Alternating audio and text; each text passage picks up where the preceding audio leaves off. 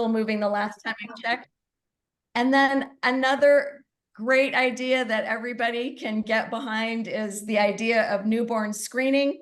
That's the little heel stick test that happens in the hospital right after the baby is born, adding some disorders to that screening that also has bipartisan support, and that's moving. And these are disorders that are like so incredibly rare that your pediatrician or your obstetrician would never encounter it in their career, and kids die because of that. But with newborn screening, you can find out right away that your child might be struggling with something and be super proactive, and it saves thousands of lives every year. So there is good stuff happening. Okay, remember that, because now we're going to get super negative and talk about a bunch of other stuff. And the three of us and others have been talking about, just all these bad bills and bad ideas, and they kind of fall into 4 or 5 areas. One you may have read about in the newspaper most recently. People just cannot seem to absorb the fact that Arizona didn't like 1070. They didn't like what Sheriff Joe and others did with immigrants. It was bad for the state. It was bad for human beings. So there are a whole cluster of bills and a concurrent resolution that would revive some of those policies. Another category I would call culture wars, picking on LGBTQ folks, especially kids in school, worrying about restrooms, worrying about showers, worrying about pronouns, mandating this or that, trying to deny insurance coverage for gender-based surgeries, and conversely trying to mandate coverage for reversals, which almost never happen. We'll get into that in a minute. Also, under the kind of positive sounding category of parental rights, we're calling it parental rights overreach. So parents having unlimited access to their kids' medical records, when we know that there are some care that kids can get without parental permission for very important public health reasons, right? Parents having, too much, like a lot of ridiculous amount of control for, how their kids are referred to in school. Also, pregnancy policing, and we've got an expert with us. Julie can walk us through some of that. Things that sound good on the surface, like, hey, let's get some substance abuse treatment available for pregnant women, or let's, kind of force/help people get treatment. There's a really sinister side to that, and there are a couple bills in that category. And then just your good old, let's pick on abortion and sex ed. We've got a couple of bills to talk about in that regard too. So why don't I pass it to my friend right now, Julie? And you want to start with pregnancy policing, because I think that's close to our heart and sometimes hard for folks to understand something that initially sounds like it might be trying to help. Yeah, I mean, as always, Jody, you are an impossible act to follow, but let me see how I can do. There are 2 bills right now. One is almost certainly moving, and it's really scary. It's SB 1578, which is an involuntary treatment bill. So a few things that you ought to know, just kind of to frame this conversation, because this is an issue that NCJW cares an awful lot about. Part of reproductive freedom is not just the idea of being able to decide when to start a family, but the right to raise that family in a healthy and safe environment. And so in the past, NCJW has even signed on to amicus briefs, and in particular had a very large win against pregnancy criminalization 2 years ago. So what you might not know, though, about the state of Arizona is that if you are a pregnant person and you are in the throes of substance use disorder, you cannot get confidential help in our state. Because of our mandatory reporting rules, someone who, for example, is seeking help, whether it be for alcohol or for a controlled substance, they will be mandatorily reported in our state. The other thing you ought to know is that Arizona is one of a handful of states that makes any prenatal exposure to a substance presumed child abuse. So, for example, someone who smokes marijuana before they even know they are pregnant has presumptively abused their child. So, not only is help not actually available to folks, there is now a move at the state legislature to make help involuntary. Now, a bunch of other states have similar sorts of policies with various degrees of success. But what 1578 aims to do is, with just a little bit of due process, make it so that someone who has substance use disorder, and we know this is going to be disproportionately waged against our most vulnerable in society, including pregnant people, but especially pregnant people from the BIPOC community. What this does is it forces them into treatment, either a 60-day or a 1-year term of treatment, with the bill footed by the taxpayer. And it's incredibly concerning, not just on the basic tenets of individual autonomy, but also the fact that we don't really have these facilities available right now in a way that's helpful. And it's going to be one of these very hot topic issues, especially the way it's being framed down at the legislature with its ties to homelessness, and what the legislature aims to really do with this bill, which is drastically increase the number of people that are either in involuntary treatment or are incarcerated as a result. Did I get it right? Sounds right to me. And we know that involuntary treatment is really a mixed bag in terms of success. And we also know that pregnant and parenting people need really specialized care that is barely available in somewhere like Maricopa County, and in the balance of state, forget it. So again, these, I think in some one or two cases, folks might actually be well-intentioned but naive. But some of this, a lot of it is a wolf in sheep's clothing, right? Like making something sound very good, or at least benign, and actually will result in really, really bad outcomes for kids, and bad outcomes for parents. Certainly it's not a great idea to be like abusing drugs during pregnancy, but that is a really complicated medical, psychological, and social issue. And these bills are not operating at that level of sophistication. I want to, unless we have more on that, I wanted to touch on some of these. I think maybe we can combine them, and Kelly, jump in here. The culture wars that are happening, and the overreach with regard to parental rights. And I think we have a lot of concerns. Again, everyday people might think, gosh, my kid can't even get her ears pierced without my permission. Why shouldn't I know everything that's going on? But there are some real reasons why kids need privacy with regard to medical care, and need some privacy at school too. Kelly, you want to talk about that a little bit? Yeah, thanks, Jody. I was worried when it was called The Good, the Bad, and the Ugly that I would be stuck doing just the ugly part. So I'm glad I get to do some of the other part as well. I think, it should just be known that parents have a lot of rights already. Like, we have a tremendous amount of rights to access our children's school records, medical records, just about anything. And once they're about 14, they are allowed to get confidential sexual and reproductive health care. They're allowed to get screened for and treated for STIs.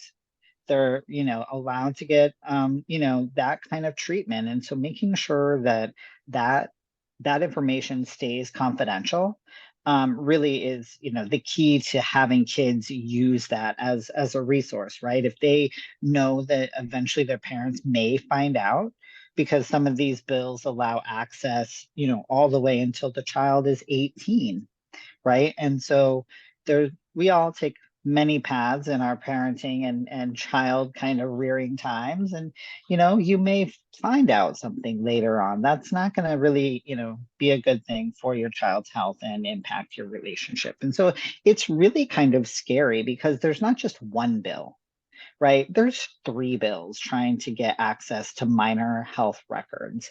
And working for Planned Parenthood over the last almost 10 years, I know that they've been after patient records for a long time, right? They, meaning the opposition, are always trying to get access. We see it in other states. Oklahoma wants to make a database of people who've had abortions. Or who have called a hotline. They want to make lists and categories of people who use these resources so that they can shame and stigmatize people, right? And that's just silly. I mean, I talk a lot about when I was a kid, but all this hysteria over a kid's use of a name or a pronoun at school, we might think, oh, this is America, do what you want. But this is not the case with our opposition and the GOP here, in Arizona. So I will say, the good thing is Katie Hobbs can and will veto all of these bills that make it to her desk, right? All of these are really scary, and thinking about, oh my goodness, what would happen, the impact if these became law. But the ugly thing that I will raise is Senate Concurrent Resolution 1013. And what it does is it sends to the ballot a combined kind of question. Should, pronouns and bathroom use be regulated? And basically it allows parents to sue school districts, teachers, whoever gave, quote, permission for someone to use the bathroom that they are not happy with, right? And so it's really scary and ugly because referrals to the ballot don't go to the governor, right? They just pass on a simple majority.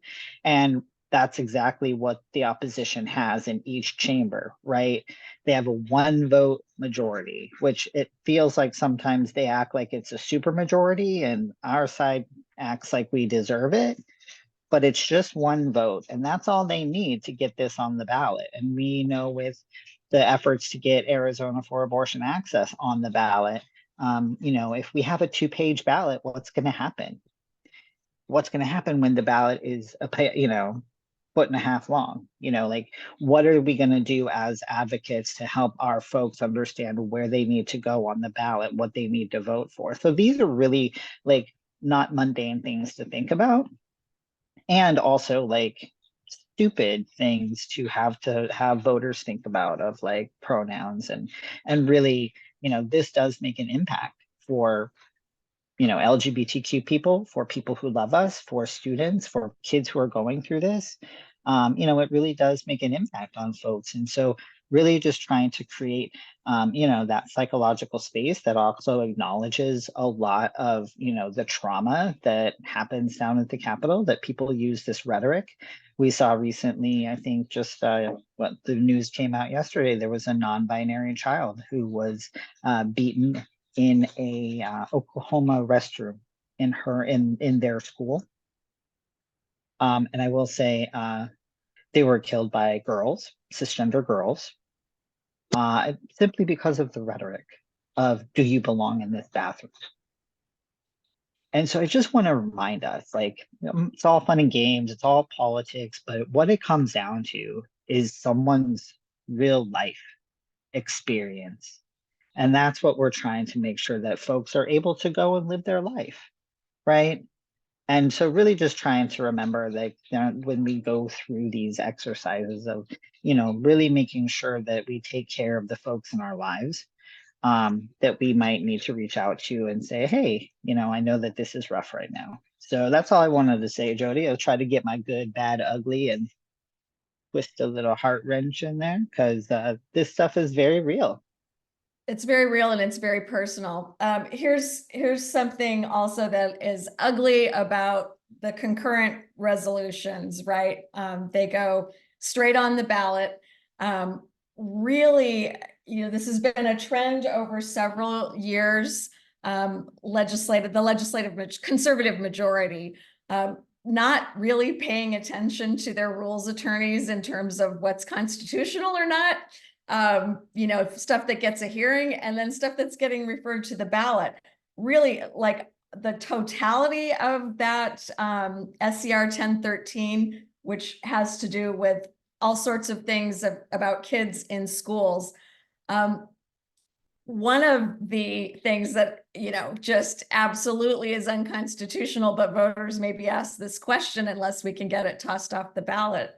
Part of that bill allows school personnel, including teachers, to refuse to call someone by their preferred pronoun because of their religious objection to it. So in theory, you could have a kid whose parents are very on board and supportive, who are totally fine with this child choosing a pronoun and taking that space in school to kind of, you know, go down the path and help figure out their identity or explore that, right? And have that disregarded by a teacher who has religious beliefs that are counter to that. I've never heard something so absurd in my entire life. I can't be called by the name that I choose for myself or the pronoun that I choose for myself based on your feelings about it.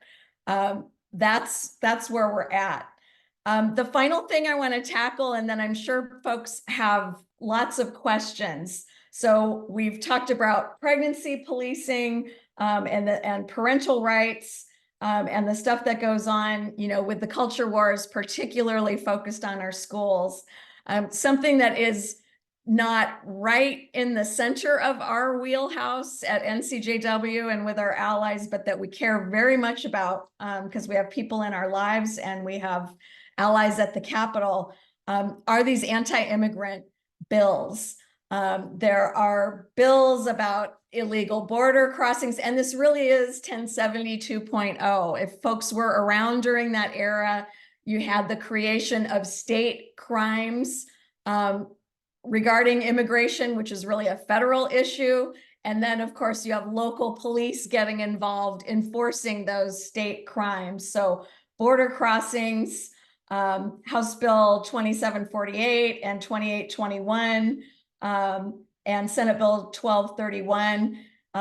But then this concurrent resolution, right, which is one of those that on a simple majority just flies right past the governor's desk and goes on the ballot.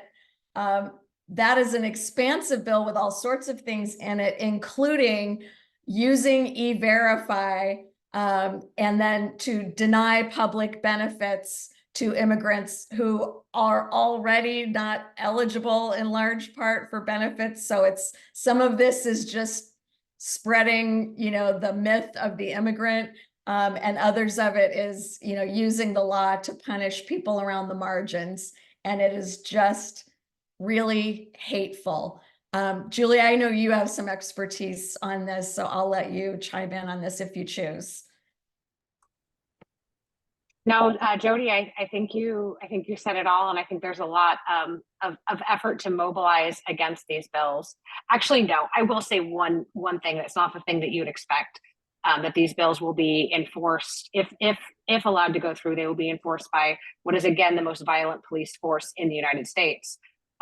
Instead, what I will say is the great champions and defenders that we have down at the legislature and some folks who are running now are leaders who emerged through the SB 1070 era. And I see how ferociously they defend their communities, they defend all of us. And while these bills are disgusting and terrible, if there is a bright spot in all of that, we know that the inevitable outcome of actions like these is a whole host of newly forged activists that are going to be, you know, with us and doing this work at on a webinar, you know, a decade from now, talking about what will hopefully not be SB 1070 3.0.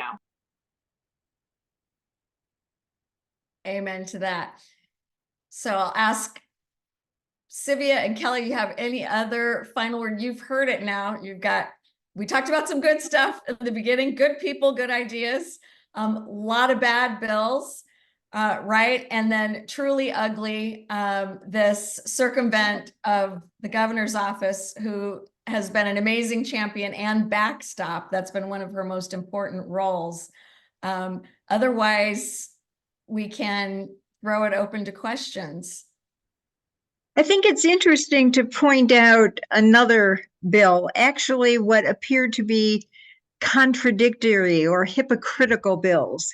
There is a bill before the legislature that all of us support, which would lift any kind of discriminatory restrictions on housing, racial, religious, etc., which is a positive bill. On the other hand, there is a proposal to allow homeowner associations to lift restrictions against flying flags such as the white Christian nationalist flag. So that bill would allow this flag to fly over a resident's home. So there's a lot of contradictory bills going on in the legislature, which is very interesting to follow, because one would think one would cancel out the other, but they don't. I also think it might be interesting if you would explain a bit. We alluded to some of the terminology, alluded to cow, alluded to zombie bills. I think many people are interested in understanding, very briefly, the process by which, a bill becomes a law, the limited, the hearings, how it then goes to the floor, how it goes to crossover, etc., and how a dead bill can be resurrected as a zombie bill. Why don't you just walk people through this process a little bit? Sure. Well, it's interesting to me that in the many, many years, right, that I've explained the legislative process, we used to emphasize how many different ways there were for a bill to die, emphasizing that you can have a good idea, but there's so many junctures in the process by which, it can fail to move forward. Now the issue really is bad ideas that you cannot drive a stake through to save your life. So just on a couple of the terminologies, cow is committee of the whole. That is the first chamber-wide vote that takes place.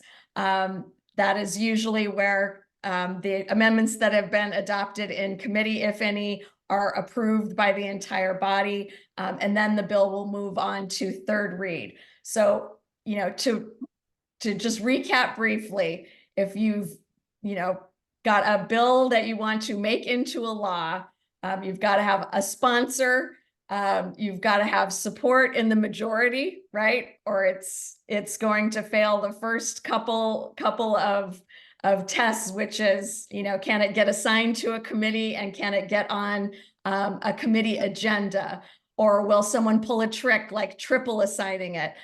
Most often now they just don't even assign it to a committee if they're not interested in hearing it. But for bills that have made their way, to this point in the process, and they've gotten through the subject matter committee, and have been approved by rules as constitutional and proper, then they go to the caucus in the House and Senate, majority and minority caucus, and then they move to the floor, and there'll be a committee of the whole vote, and maybe floor amendments, and then there will be third read, and that's the final approval in one chamber, and then it moves over. That's what's happening this week. It's the final week for bills to get finished up in their chamber of origin and be sent to the opposing chamber. So a lot of things are going to die, but here's what happens. You've heard of zombie bills. What that really is a bill coming back to life because someone takes the text of their bill that didn't make it and offers it as a strike all amendment, either in committee. You're not supposed to do it on the floor. There are some workarounds to that. But they'll just take a bill that is not necessarily going anywhere. Sometimes these are hostile strikers, right? They just go on a bill, and if a majority in the committee approves it, then it moves on. So ideas can come back to life. It's really hard to stamp them out at the legislature now. And then the other place for a lot of mischief, we're not there now, but we will get there. Two places, the budget. Now it's harder to put policy in the budget than it used to be. We've had some really good court cases that said, like, knock it off already. The budget is supposed to be about money, not drastic policy changes. But people still do sneak in things in the budget. The other thing that happens is conference committees, when the House and the Senate did not pass the identical versions of the bill, and there has to be a conference committee to reconcile those things. All sorts of other issues can get tossed into that salad, and they've gotten pretty sloppy. Those ideas, those other things that may get added in are supposed to be germane, meaning, you know, having to do with the same subject.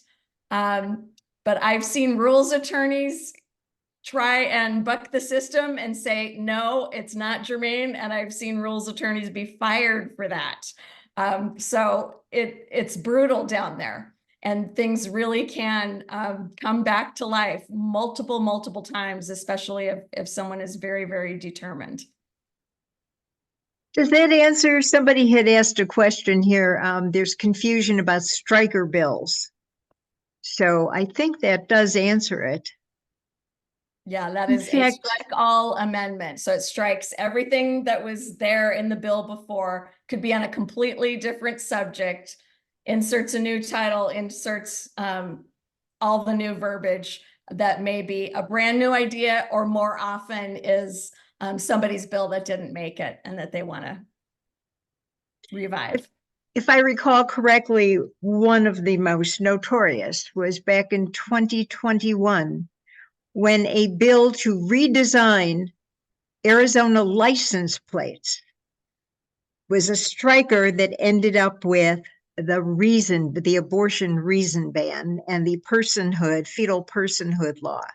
So that is the backdoor way that they use the same number, but they strike everything, including the title, and put in something completely different to get it through.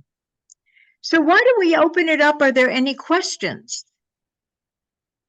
You can just unmute yourself and ask, or you can put it in the chat.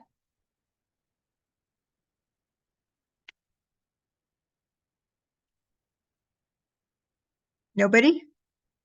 Let me ask our panel. Last year, this session went all the way through. It extended far beyond the deadlines. And they came back at the end of the summer, and they were hashing out so much. How does this session compare to what happened last year?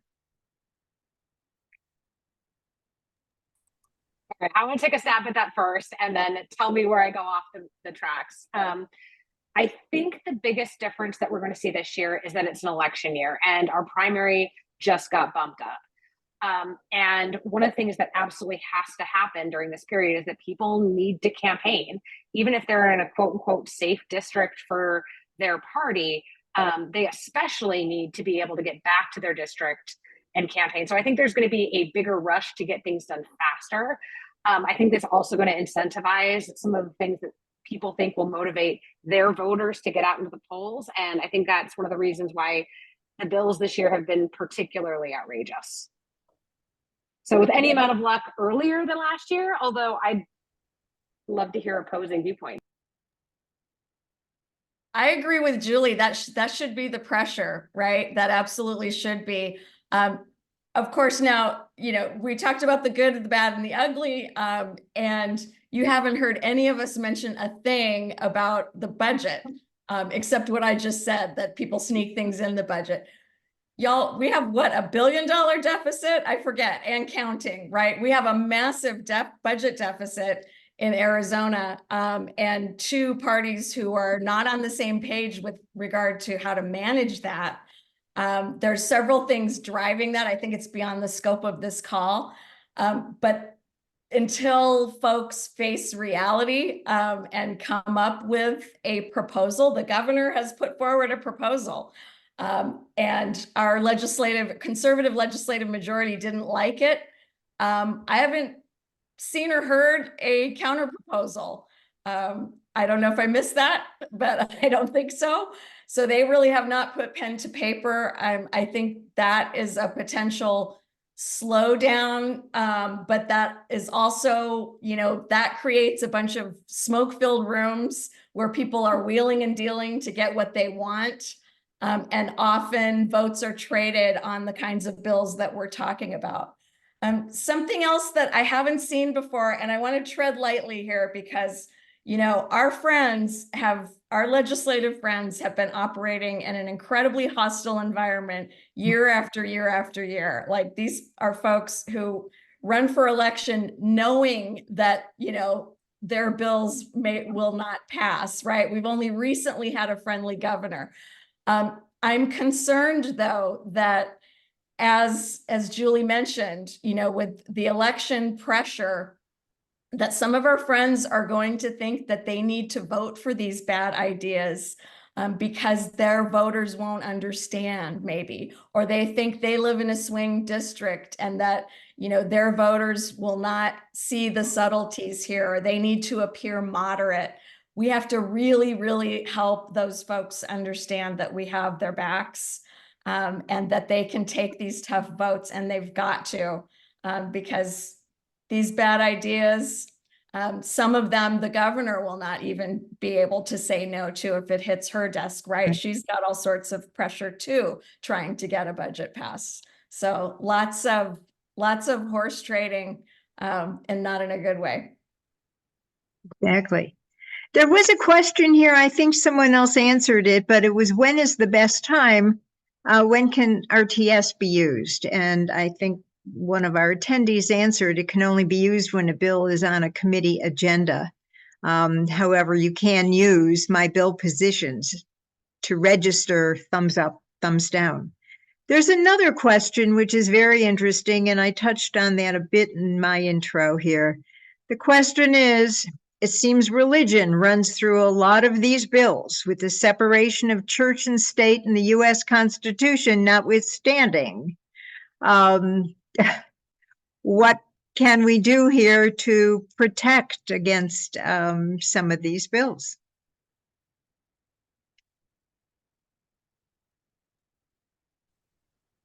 That's Anybody? a tough one. I was kind of it's a directing that very- at Julie. Maybe Julie, I was asking really about the Arizona Constitution, if it has any religious protections. Yeah, so Arizona passed its own version of the Religious Freedom Restoration Act. Unfortunately, we had a legal opinion that was done about 2 years ago for a case that NCJW was working on. I think that's about all I could say in terms of details. And the advice that we got is that for the purposes of using it as a sword rather than a shield to defeat bad legislation, Arizona's RFRA was essentially a non-entity. So if we were talking about, in particular, abortion as framed in a religious context, that wasn't going to pass muster. The other thing that I'll note for you is that the end arbiter of what the Arizona Constitution means, like the ultimate decider on those words, is not the United States Supreme Court. It is our Arizona Supreme Court. And I want you to keep in mind who's on our Arizona Supreme Court, and that we have seen, do we even have any Napolitano holdouts there? I don't think we do. And we especially saw an effort to pack that court and extend 2 more seats under the previous governor's administration. So it's not like we'll be even appealing to a tribunal that's going to be favorable about looking at broad protections of separation in church and state. Thank Right. you. I also think it's interesting to point out, at the moment, if there are no other questions, how our coalition operates a bit. NCJW AZ is part of a reproductive rights partnership table. It's a coalition of various groups, and we work with Planned Parenthood.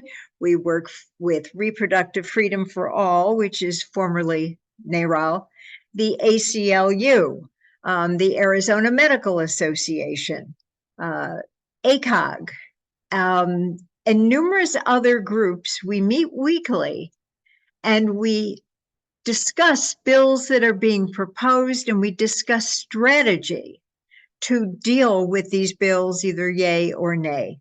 So everybody here is on that panel. Can we talk a little bit about the process? Take people behind the scenes so they understand how advocacy organizations are trying to work in the best interests of the public.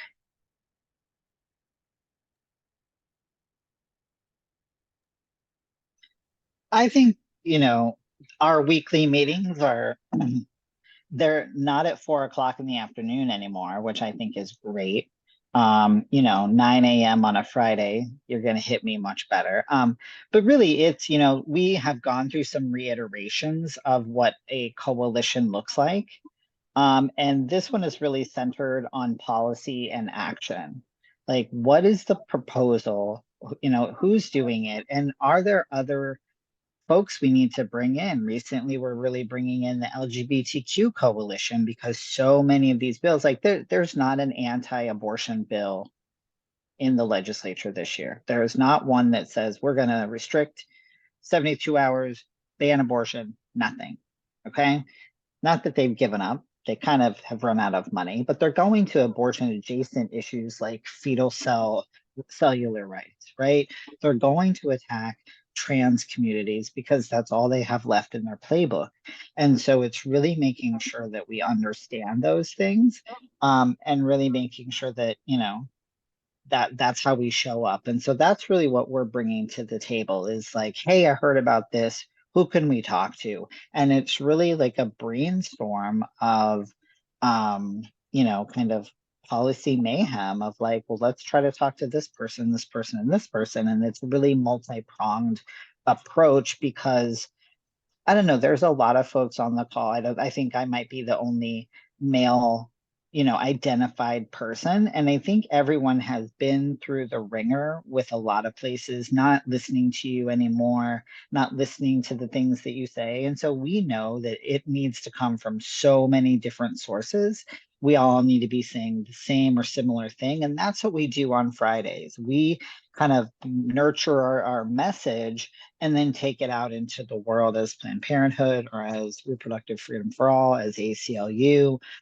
But we're singing from the same hymnal, right? Like, so we're able to kind of come back the next week and say, here's what the feedback I got, here's what's happening, here it's on this agenda, what do we do? And so we're really able to be far more nimble than, just having to rely on, the institutions that we had before, right? We know that all the same folks are coming for us, so we're going to band together and do what we can to make sure that we're using resources the best way we can, because we're creative, we're badass, we're going to do it because we've been doing it. And we know what it's like when this isn't here. So, pointing to the Jodies of the world, pointing to the Julies of the world, this has been built because it didn't exist 10 years ago. And that's when we were just getting clobbered, the four horse ladies of the Senate, the Kelly Wards, the Debbie Leskos, the really, really awful people that still exist. But like, we really we're really trying to build this coalition. And now, there's still, it's pretty fluid. We have new members come in, so I really think that it's been a success.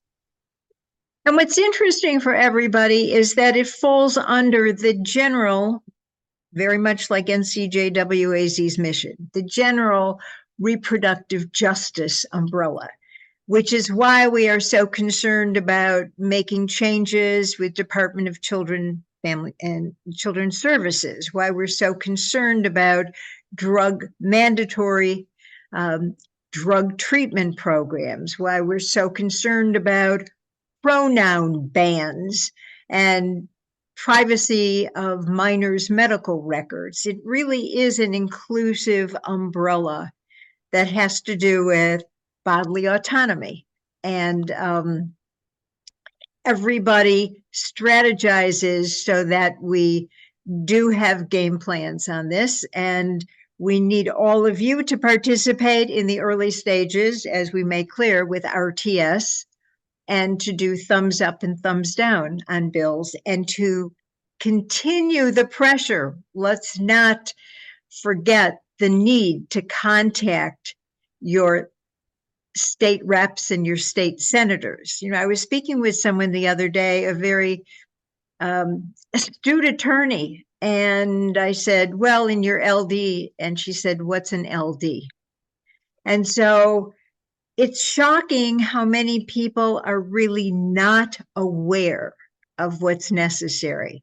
I will tell you that I was doing some voter registration at the same time that we were gathering signatures for the abortion access petition, and people had moved, so I was helping them correct their voter registration addresses in the process. And someone said to me, can't I keep the old address? What difference does it make? And again, you have to begin to explain, well, it makes a difference in terms of your legislative district, your congressional district, etc. So the need for people to become aware of the process, not just what bills are happening, but the entire process of legislating is so critical. And unfortunately, it is not taught enough in the schools. I was with someone today who was teaching social studies in the senior level in public school today, about government civics, etc. And it was quite shocking how very little some of the students knew. So we have to start at the very base. We have to educate them. We also have to make sure those who can vote in September, who will be 18, are registered. And we have to do a push to get out that vote. Unfortunately, those who oppose our issues, who are on the other side of the issues that we all advocate, are very organized and have a ground game, particularly when it comes to mobilizing young people. And that's what we are trying so hard to do. So with that, are there any other questions or comments?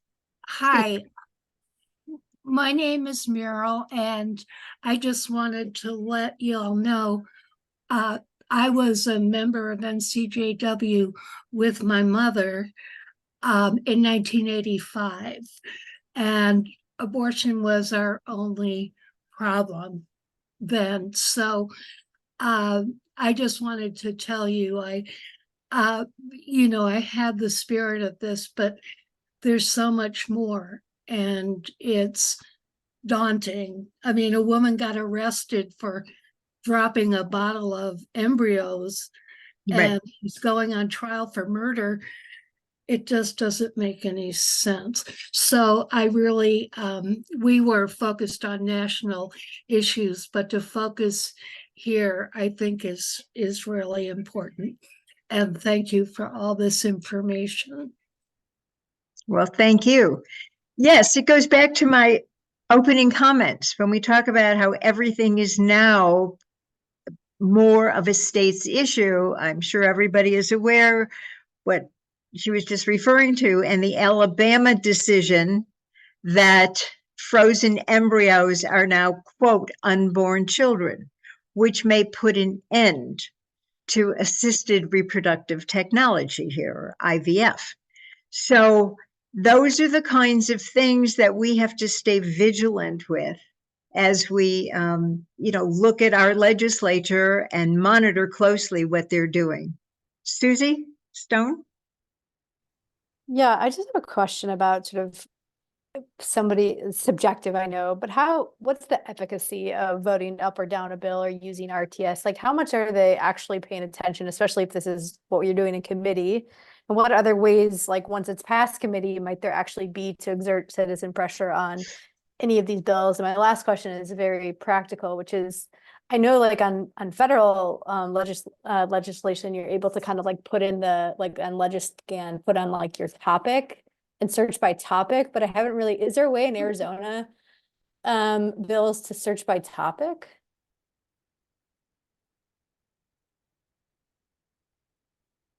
There may be the Arizona Legislative Information System, ALIS, ALIS, was ahead of its time. It's mostly kept up. I have really inconsistent results when I try and search by topic, so that I would say that the current system is not ideal for searching by topic. However, you asked another question, and that is, you know, it feels like shouting into the void, right? You're like putting your thumbs up or your thumbs down in your comments. I mean, certainly you may not change anybody's mind who's, you know, already set on the bill, but it does send a signal. It does get paid attention to at several junctures through the process, right? Right now during crossover week, you know, kind of when people are deciding what to fight for and what to let go.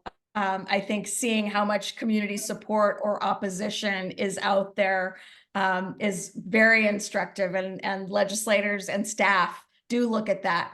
I also know as former governor's staff, when the governor's being asked to veto or sign a piece of legislation, as staff, part of the analysis was absolutely looking at, you know, who supported it and who opposed it, both in terms of which organizations and then just large numbers of people for and against. And it absolutely does make a difference. So people do see it, they look at it. I know when you're typing on a computer, it feels like it's just going out into the cybersphere, but it does show up. People do look at it. It does get used.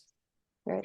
And that's really helpful. Thank you. One other really quick question of like someone that's somewhat new to this world is there just seems to be like an exorbitant amount of bills proposed. What general percentage of bills proposed each session actually pass? And I'm not asking for an exact number, but like a rough ballpark.